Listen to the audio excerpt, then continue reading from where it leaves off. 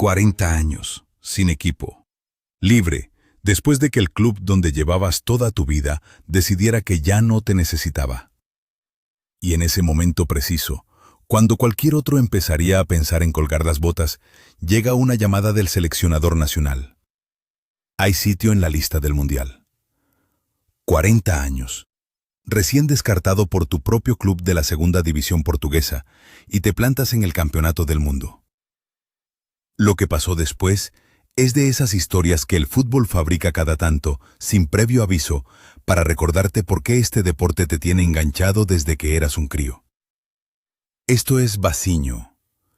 Y esto es también la historia de todo lo que ha dejado este mundial en las últimas horas. Un partido que ya está en los libros.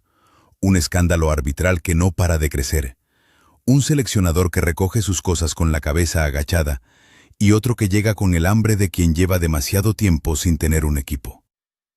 Empezamos. El partido que todo el mundo tiene todavía en la cabeza es Argentina contra Cabo Verde.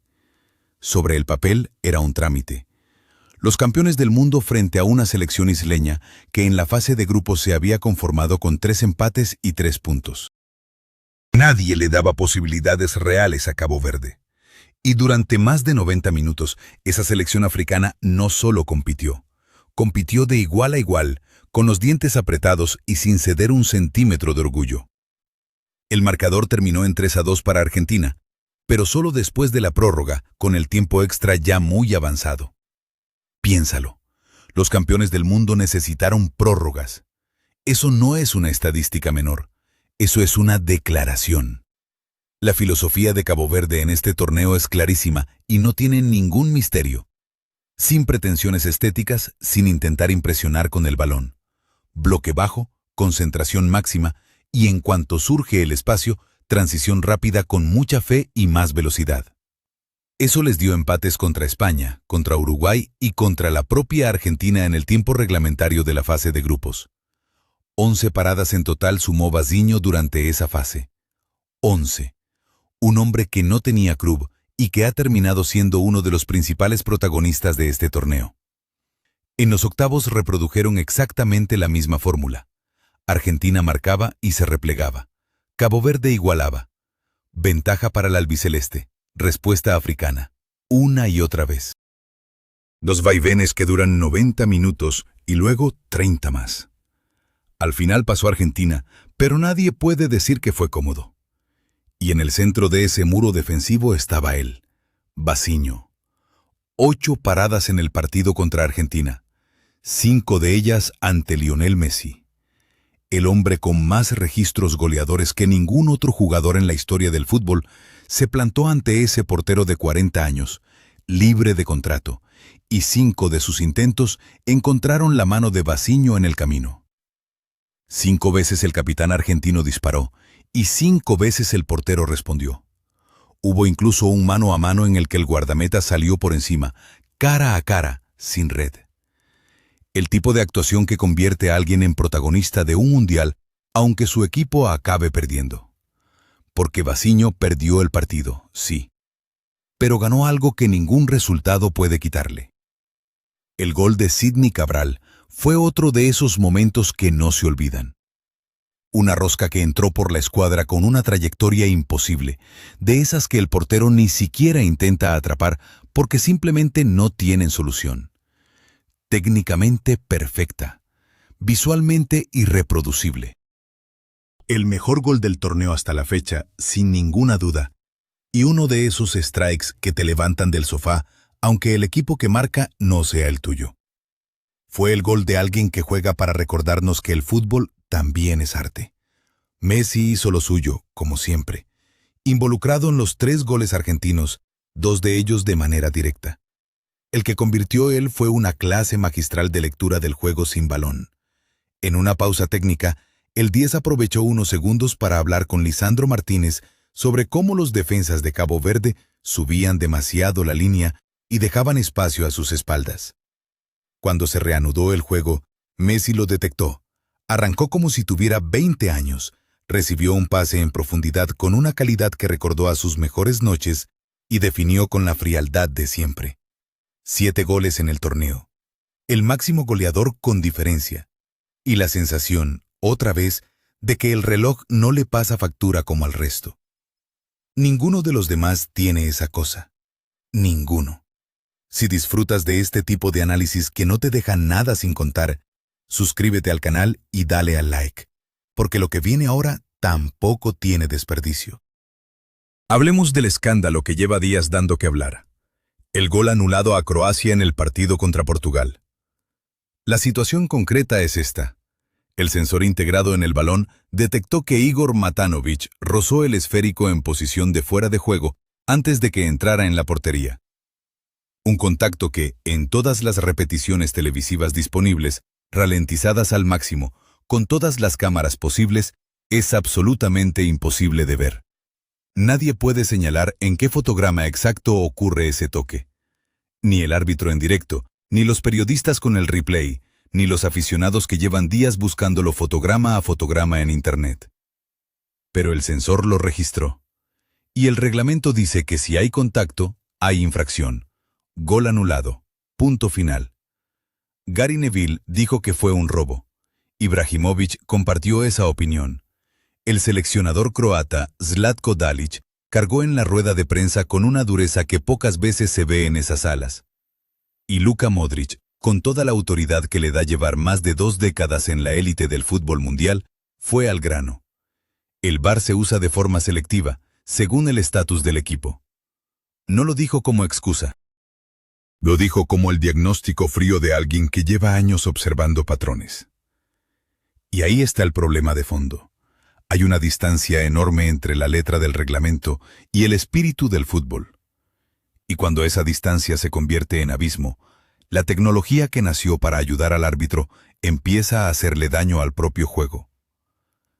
La FIFA tuvo que emitir un comunicado oficial para explicar la decisión a los aficionados. Eso ya te dice todo lo que necesitas saber sobre el nivel de indignación que se generó.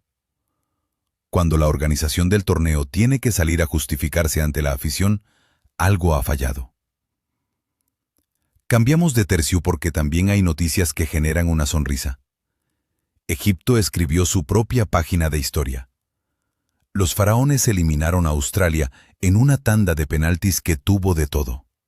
El técnico australiano Tony Popovich sacó al veterano portero Matthew Ryan justo antes de los lanzamientos, buscando el efecto psicológico que Dibu Martínez convirtió en marca registrada en Qatar.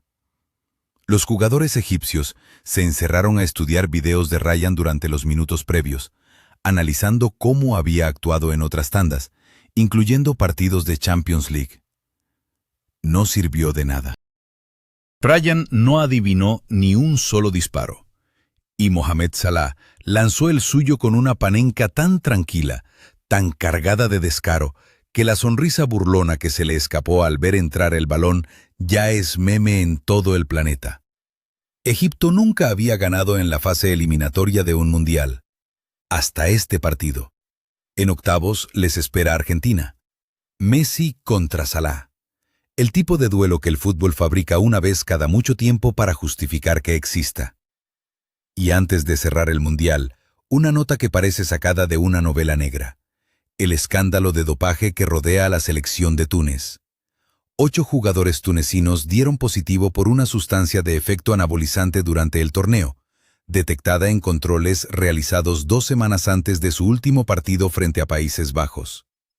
El asunto tiene, sin embargo, una explicación que lo complica todo. Esa sustancia se usa ilegalmente en la ganadería mexicana para acelerar el crecimiento del ganado, y la concentración detectada en los futbolistas estaba por debajo del umbral establecido por los organismos antidopaje. La selección de Túnez estuvo concentrada en Monterrey durante el torneo. Al parecer, simplemente comieron carne de un animal tratado con ese producto. Nadie ha sido suspendido. La FIFA investiga junto a la Federación Tunecina. Pero el caso recuerda algo fundamental. En el deporte de élite, controlar absolutamente todo lo que entra en tu cuerpo no es una precaución, es una obligación. En los banquillos también hay movimiento importante. Nagelsmann fuera de Alemania, pagando el fracaso en el torneo con su cargo. La prensa alemana acumula ahora críticas sobre su gestión del vestuario, la preparación física, los asistentes elegidos por afinidad personal sin voces discordantes en el staff. Y aunque buena parte de eso es ajuste de cuentas a posteriori, sí parece claro que al equipo le faltó cohesión interna y que determinadas decisiones tácticas quedaron expuestas durante el torneo. Para reemplazarlo, la federación apunta a Jürgen Klopp, que ya confirmó las negociaciones. Está listo, quiere cambiar la situación de raíz, y su vínculo con Red Bull no será un obstáculo. Cuando Klopp habla con esa energía cargada, con esa convicción que te transmite a través de la pantalla, la maquinaria se pone en marcha. La selección alemana conviene tenerla en el radar porque va a volver. En el mercado de fichajes, Rúben Amorim empuja personalmente para llevarse a Van Dijk al Milan. Liverpool escuchará ofertas este verano, ya no considera al holandés intocable. El obstáculo es monumental. 400.000 libras semanales, un salario imposible para la Serie A sin una rebaja sustancial del jugador. Y Allegri llega a Nápoles con contrato hasta 2029, relevando a Conte con la misión de mantener el nivel de un equipo construido para un estilo diferente al suyo. Si no hay piezas creativas suficientes para alimentar el fútbol de Allegri, la transición puede ser más turbulenta de lo que parece desde fuera. Y volvemos a Basinho para cerrar, porque su historia merece ese lugar. 18 millones de seguidores en Instagram, de 50.000 antes del torneo a 18 millones en cuestión de días. El portero más seguido del mundo en esa red social, por delante de Courtois, libre de contrato. Con ofertas encima de la mesa.